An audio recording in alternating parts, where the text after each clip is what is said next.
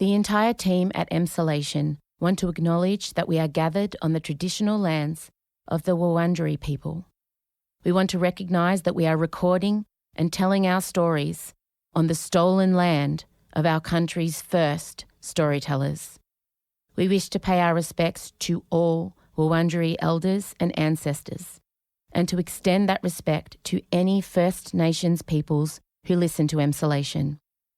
We recognise Aboriginal and Torres Strait Islander peoples' continued connection to the land and waters of this country, and acknowledge that sovereignty was never ceded. Always was, always will be.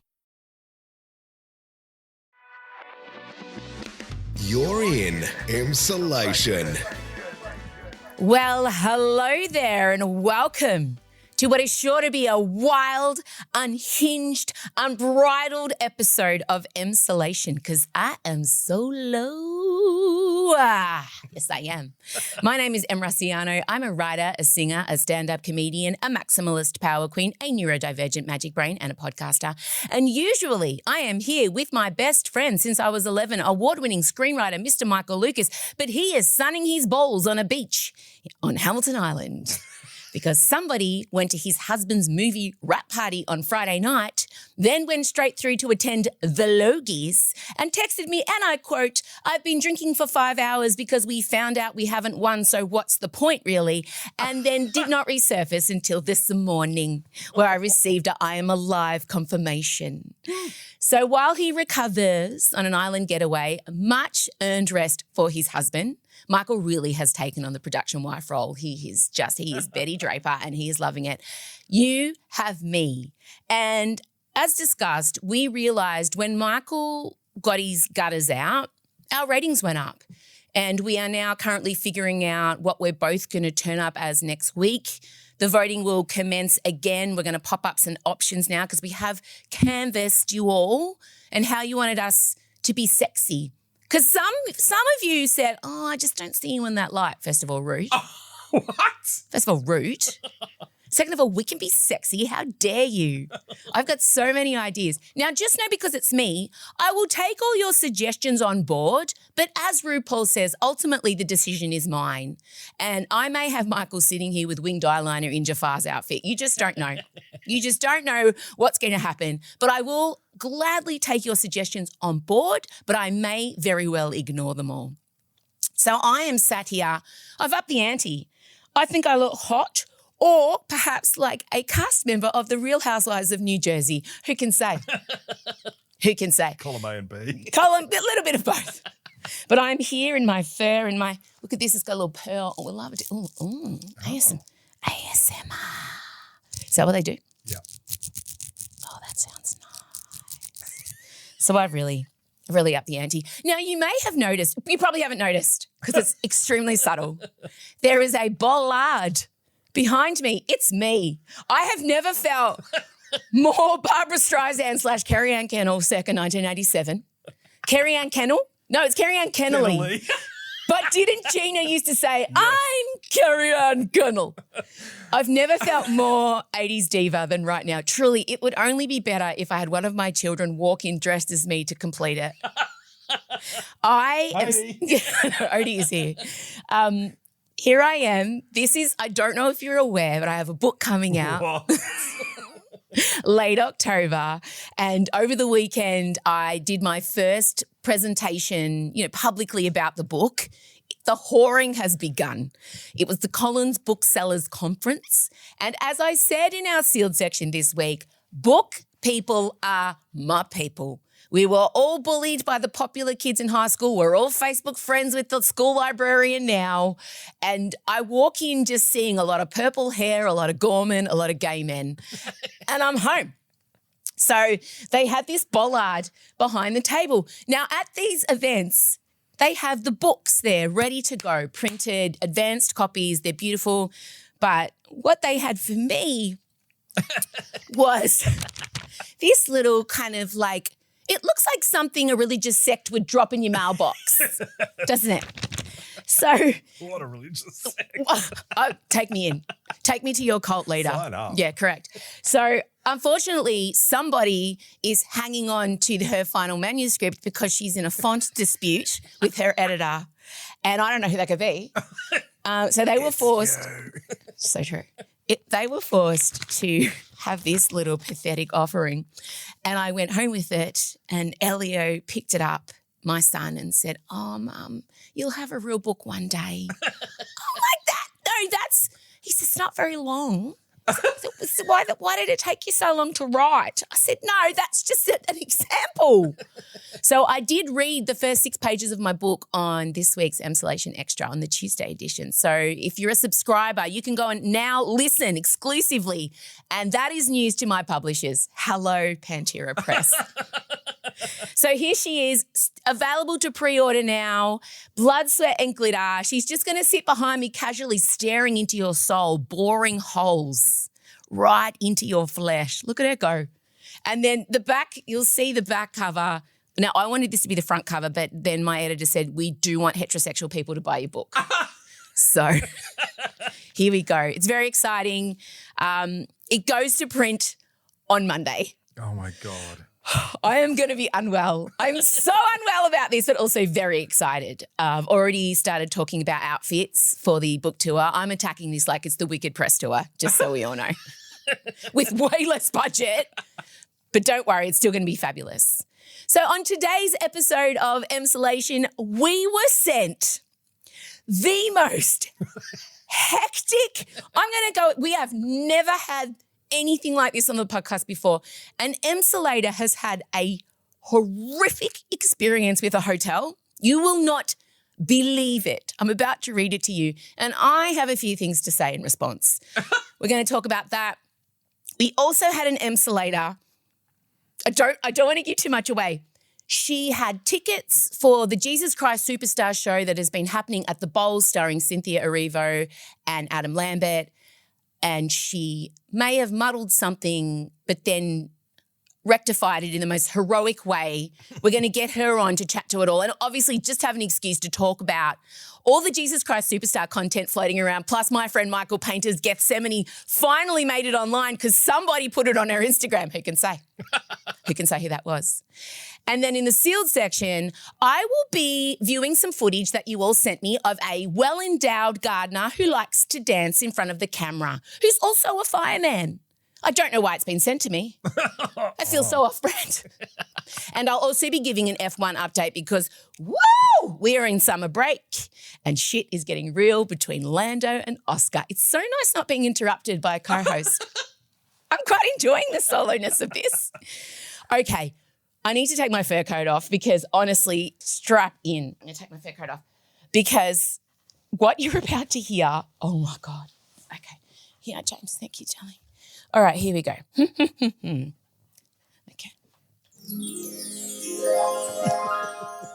I'm not joking. Brace yourselves. You should have seen me reading it. Dear M, long-time listener, first-time question asker. I'm hoping you can help me find the laughter in this situation as I am done crying and I'm sick of feeling embarrassed and humiliated. A few months ago, I went to Sydney for a long weekend to catch up with friends. Sounds nice. Treated myself to a fancy hotel and enjoyed the mini break. Good for you, girl. Good for her. Good for her. Because being a female is never easy, especially when one is in the throes of peri-menopause, my period decided it needed a mini break as well and joined me. You know what it's like to get an explosive period. Yes, it is very on brand for me. I like that I'm your explosive period North Star. That feels right. This happened to me on my last night while asleep, and I ended up getting blood on the linen as a result. Sure. Anyway, I got myself cleaned up and in the morning checked out of the hotel and caught a flight home. Maybe I was at fault for not mentioning something to the hotel upon checkout, but I thought it was just soiled bed linen and not the first person to soil bed linen and won't be the last. We all know the body fluids that are left behind in hotel rooms. Yeah. Later on that day, I received an email from the hotel advising me that, in quotation marks, this is verbatim what the hotel said, I left the room in an unwell condition. Direct quote from the hotel. all due to my period, and also decided to include photos of the soiled linen as proof. Yep, I got photos as a reminder, which I definitely didn't need. Anyway, the unwell condition cost me an additional $507. $7 was the credit card surcharge fee, since the room was apparently unavailable for sale, even though the blood never made its way onto the mattress. After talking to some friends, they said to raise a dispute with my bank. And that has been going for the last few months. And this week, it gets worse. The hotel doubled down and sent the same photos they sent me to my bank. Oh, my God. And the dispute was rejected.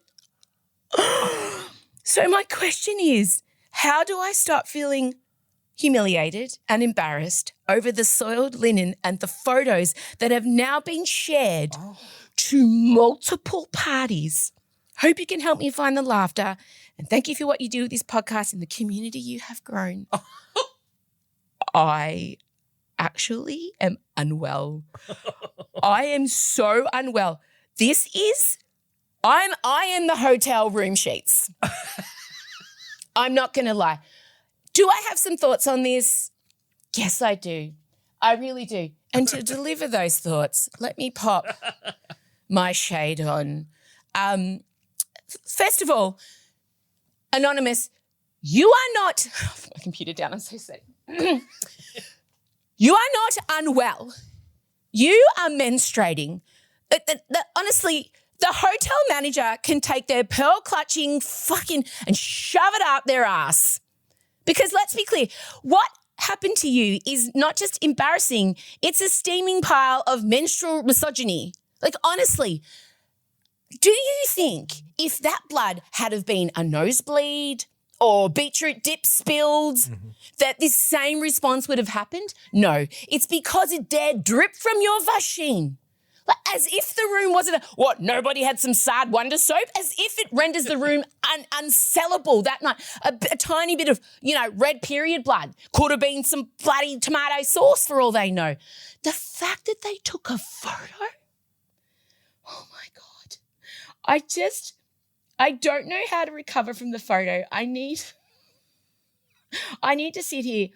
You have nothing to be ashamed of. You did nothing wrong. You didn't trash the hotel room. You bled.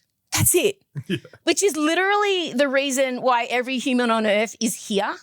That's how we reproduce. We bleed. I really wish we could name and shame the hotel. So because this is absolutely wild. This is just a bodily function. Can you imagine how many jizz-soaked face washes those people have found? Yeah. And think about the other bodily fluids that do find their ways into hotel rooms. This is just fucking misogyny. It's because it's period blood. They've lost their tiny minds. And I think that you need to double down on this. The fact that they sent the photos to your bank is next level. And it also says to me, a man received those photos. Yeah. Because if a woman who's ever experienced an inconvenient period had have got that email, and I wonder what the subject matter was from the hotel. I just wonder what they wrote. I just know she would have said, absolutely, dispute approved, get the fuck away from me. How dare you share these photos? To me, it feels like a lot of men were involved in these communications. And if you want to name and shame that hotel, I'm happy to be a part of that vigilante group. I'm absolutely happy because it's not like you took your period and smeared it on the walls like Ozzy Osbourne. Like you didn't bite the head off a chook and spurt blood around the room. You just got a little bit of an explosive period on the sheets and all they had to do was just, pop a little bit of fucking bleach on it, pop it in a little sink. It would have come right out. I'm so sorry. I'm now lifting the veil of shame from you. You do not have to feel embarrassed. We have all been there. We've all done it. We've all had an inconvenient period happen. I once exploded on a seat, as well documented, on my way to the Australian Idol Top 100 in Sydney. That Qantas plane probably was retired, considering the amount of blood I left on that seat. And then if you look very closely back at the footage of me arriving in Sydney, you see people crazily running down the gangway, woo! And then you just see me crab walking quietly at the back with my jumper tied around my waist, hoping the cameras do not catch me. And I also had left my wallet in Melbourne, so I had no way of buying a sanitary item.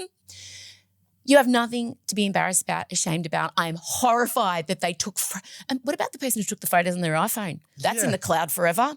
Imagine sending the cleaners back and just like lining that shit up. They put a little Valencia filter across. Like, I mean, I cannot believe this is a level of petty normally I would be on board with. Yeah. But this is a bridge too far. So, Anonymous, I rid you. I lift you of the veil of shame. Oh, I don't know. This feels like a protest opportunity. I'm so sorry that happened to you. Oh, my God. That's wild. So misogynistic. I'm telling you, if that blood had have come from a little cut finger, you know, someone nicked his ball sack on a Bic razor and got a little bit of blood on the sheets, you know, they would not have got a photo. They would have got a little Band-Aid and a pat on the head. Jesus Christ. Okay, let's move on to happier things. Over the weekend, the Olympics of musical theatre took place at the Hollywood Bowl, in which they staged a very special Jesus Christ Superstar performance in which Cynthia Erivo played Jesus and Adam Lambert played Judas. Now, there were a lot of other incredible cast members, but let's be honest, this is all we care about. Everybody else was amazing. I do want to point out again, people forget just how 90s So You Think You Can Dance, Kelly Abbey, that musical is. There's a lot of jazz hands. There's a lot of purposeful kicks, a lot of weird smiling happening when Jesus is dying. They were in sequin fringe and tassels. I don't know who the tailor was in Bethlehem back in the day, but I don't know that there was a lot of sequin fringe happening. No. But that was definitely yeah. And Adam Lambert was dressed like a goth alien overlord. Again, here for it, but I don't know if it was period accurate. In fact, Cynthia and he looked like they were from absolute different eras. He looked like a Star Trek lord, and she looked like somebody who was probably hanging around the disciples back in the day. Whatever. The singing was fucking incredible. And I've been waiting to hear Cynthia sing Gethsemane. Her and I spoke about it in my interview with her. I've been practicing Gethsemane just because I want it to be like in my body, you know. It has to be. I want it to feel, be like connected. So yeah, I have long been a fan of Adam Lambert's ever since. I'll never forget. We were living in Perth. It was around, I think it was 2008 or 9. I can't remember. He was on American Idol, and he had an all-white suit on. And I happened to walk in the room as he started walking down the steps singing Feeling Good, Nina Simone's version, in written key, but he's a man. And as he, the new dawn is a new day, when he get, I was just like,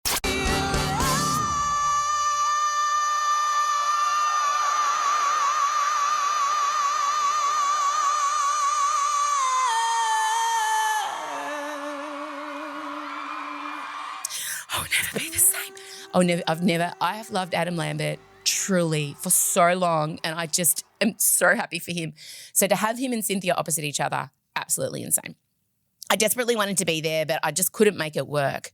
But it turns out an Emsolator did get themselves tickets.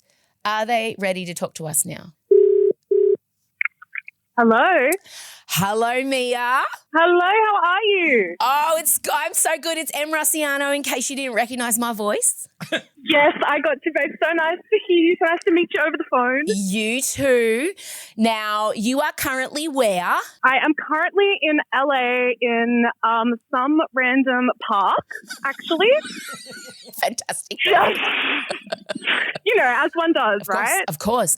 I know it well. Yeah. Now, you got to witness Jesus Christ Superstar at the Bowl over the weekend. Before we get to that incredible performance, though, Mia, would you let the other Emsolators know about the lead up to the show? Absolutely. Amazing. Well, I love to live with kind of a YOLO swag attitude. I think that if something's worth doing, you might as well do it. You know, life is short. Yeah. And so I was looking up tickets with my mother, who was also a musical super fan, and I was looking up the show and tickets were available, and I thought, I'm going to buy one. However, I did think the show was next year. And I found out the show was this year about maybe, I'd say 12 days ago. And that kind of threw me a little bit of a frenzy, kind of wasn't expecting that. But I thought, well, I guess the only thing to do is book a last minute trip to LA because there's no way I can miss out on this. I respect it. Also, hard relate. I did the same thing. Right? When Michael and I realised we couldn't miss Beyonce 12 days out, we just went. You just got to do it, right? Yeah, so it was a bit chaotic, I'd say. Yes, but you arrived in time. Yeah, I arrived in time. Yeah, my flight did get cancelled as well, which I was like, that is so awesome. I love that. But thank God I was able to get on one the next day. Got in LA at 7 a.m., was at the bowl by like 4 p.m. and the show was at 8. So I was ready to go. Oh my God. I love it. ADHD queen. It was wild, yeah. So fantastic. But you got there, meant to be. Now, Exactly, how was it? yeah. Talk to me. What was the crowd like? What were we, tell me about the crowd. So it was kind of every possible type of person you could imagine was there. There wasn't really one type of person. It was literally everyone. You had like the cool young queers, the cool old gays, like the lesbians. Yeah. You had everyone was showing up. And then like, you know, just straight up nerdy theatre kids. And then of course all the oldies who loved Jesus Christ Superstar. Yes, of course. And, tell me through packed. it. Oh my God. It was just, it was packed. The Hollywood Bowl is kind of the most insane venue I've ever seen in my life. Yes. It's huge. It's hectic. Well, of course, we were all introduced to it via CC Bloom performing there in Beaches.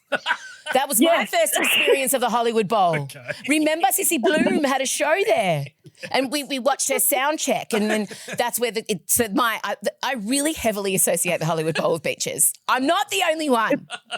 So you're sitting there. How were your seats? Were you close? Were you in the middle? I was kind of in the middle, I'd say. I was a bit more to the back and to the side, but not furthest back you could be, if that makes sense. Like I was a little bit before the furthest part. Does that make any sense? Yeah, got you. No, I see. Yeah. I understand. So yeah, and to the side, but it was honestly a pretty good view. Could still see fine. There was like huge screens as well because that place is like the Coliseum, so you know people needed to be able to see. And talk me through when the performance started. Well, it was oh God, I don't even know where to begin. Oh, just do it. It felt like it felt like a spiritual experience. Yeah. I must say I haven't been to church in years, but I think that's as close as I could possibly get. It was incredible. When it starts, Heaven on My Mind. Well, first of all, before that, the overture is it gets you in the mood. I don't know. Andrew Lloyd Webber does a fantastic overture to just really, really he loves set the mood of what's about to begin. And modern day musicals have done away with the overture, so it's quite it's a very him thing, very signature, very old school. Exactly. I think we need to bring back the overture personally. Yes, I love an overture. So oh my God, and so you're getting Lambert straight off the fucking bat. Getting Lambert straight away. I was like, oh, hello, okay, wonderful. Vocals, incredible, obviously. I know. Duh. I've seen it. I will say though, because I saw the Australian production and I know you did too, and I know, you know, friend of Michael Paynter who is an alien, I think, on another level. And I think Javon King, who was Judas in Australia, served a better Judas, better characterization. Yeah, right. Well, I'm extremely medically averse to comparing any of them. I just I just think that human need to compare and declare a winner is unnecessary in this situation. I think everybody brought the best of themselves and we are just so lucky for it. Yeah. Because I've noticed a lot of that kind of rearing up now, especially now Michael Paynter's clip is out there because some rogue person put it online. Who would possibly? But there's been a lot of Cynthia versus Michael, and I know Paynter doesn't want that, and they're just incomparable in terms of let's just agree, fucking amazing. Yeah. I think they're all freaks, to be honest. Agreed. A lot of them. Yeah. You know, in the best possible way. I think if you are able to perform that show, you have to have some level of just freakishness to you because it's crazy. But yeah. There's been much talk of the height difference between Cynthia and Adam. She is 5'1" and he is 6'1" in massive emo creeper boots. Yeah, 12 feet tall, I think, last time I checked. Was it startling? Yeah, did you notice it? Oh, for sure. Initially, it felt a little bit uncanny valley. I felt a little bit kind of confused as to what I was witnessing. And then, you settle into it. And then, you know what? It kind of worked. It kind of added to it. I don't know how, but it just kind of added to it. And, Cynthia has such an incredible stage presence. So, yeah, like by the time she starts singing, you don't even notice the height difference because she just takes up that entire stage. And how was Gethsemane in person? Gethsemane in person felt like the eighth sacrament to me. Yeah. That was incredible. And, I think we all knew it was going to be incredible, but the way she just takes command of that stage and sucks you in. And as I said, the Hollywood Bowl, it's ginormous, and every single person was hooked. Every single person was hooked. Every single note, you could feel what she was feeling.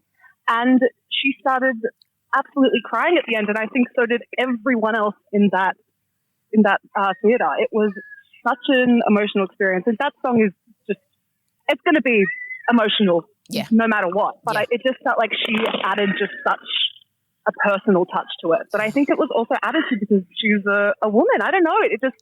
It added just something extra to it. And it was seriously such a magical experience. And I loved seeing her and Philippa Sue as Mary and Jesus. And like their lesbian Mary and Jesus. Dynamic energy together.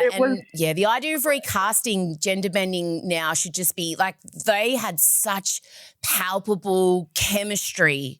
It was crazy. So I was like, are you guys having a little something on the side here? Because this is, I hope so. I hope so. And and my favorite line of the show when Jesus goes, Mary, ooh, that is good. That was glorious, as to be expected, very important to me. I love it. And what was your favorite moment? If you had to pick one throughout the entire show, what did you love best? Oh, my favorite moment, you know what? It was when Caiaphas and the priest come on stage. Oh, yes. And they sing the initial Jesus must die. Yep. That was so fantastic. The person playing Caiaphas his voice was so gripping. And I just thought that was a really fun, underrated scene, a number. But the entire thing. Gethsemane, I mean, you can't go past that. Well, Mia, I'm so glad you made it in time. Honestly, me too. Thank you. Yeah, I love that you committed. You're like, shit, I thought it was a year away, but I'm going in. That's very on brand for everything about this podcast. Absolutely. And also, I'd already told so many people I was going, so I had to. That's an expensive follow through, but I respect it. But I said it's worth every penny. Absolutely. Well, enjoy the rest of your time in LA, and thank you for being our Jesus Christ Superstar correspondent. No worries. Bye, honey. Of course. Bye. Bye, Mia. Obviously, as mentioned, somebody, who can say who, got their hands on some footage of our own Jesus Christ Superstar, Michael Paynter, singing Gethsemane. And this person has been saying for literal months, why is there no footage of Michael Paynter singing Gethsemane? Why is there no footage? Anyway, somebody filmed it, and I genuinely have no idea who this glorious, benevolent, secret pirate is. I don't know. We don't know who filmed it. But what I do know is I found the footage and I text my friend Paynter and I said, I'm putting it up. He's like, no, don't. I don't think I'm fucking doing it. He goes, I just wait. And he plays by the rules, basically. And also he's very humble, and he was quoting me Psalm 27:2 about how Paynter's very religious. He says, and I went and looked up 27:2, and it's something basically, I'm paraphrasing the Bible here, which is probably not advisable, but anyway, don't brag. Don't brag about yourself. Let the praise come from other people's mouths. And I said to him, bitch, you are in the wrong industry if you are not willing to relentlessly self-promote. He goes, but I've got you. So I said, I'm doing it. And he's like, I don't want to know about it. So then I was sending him minute-by-minute updates of how many views it had. And he's like, he said, oh God, Em. But it's going off. It's getting noticed by everybody. This performance, I said to him, you're not bragging. It's an offering. And it's your God-given gift. And I think God would be mad, if you believe in that kind of thing, if you didn't share your gift with the world, because it takes people out of their lives. It takes people out of their heads for 8 minutes. And it is as close as a religious experience anyone can have. Like, I'm going to put a bit of the footage in now, just whatever. Who cares? We'll put like 15 seconds in.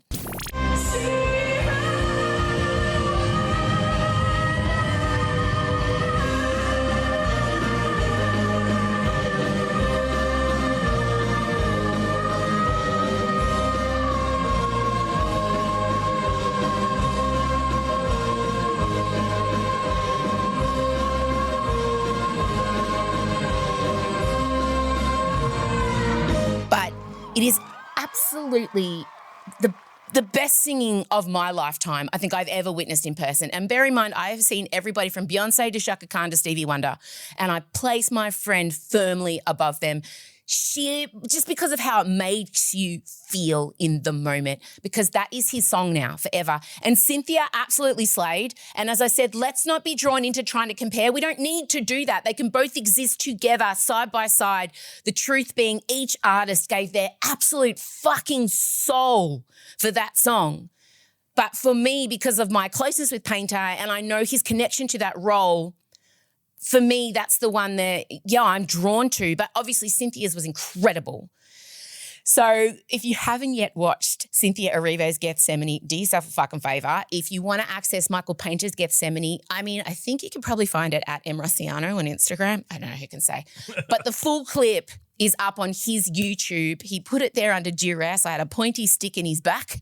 It is there on his YouTube. They possibly could make him take it down. I know there's a real focus on this soundtrack coming out from the Bowl performers, so that's kind of why you're not going to get an Australian cast recording. I don't know for sure. This is not from anyone from the production. This is just me kind of trying to figure out what's going on. They mightn't want Michael's version out there because they don't want to kind of take away from, what they're about to release, or it may be left up.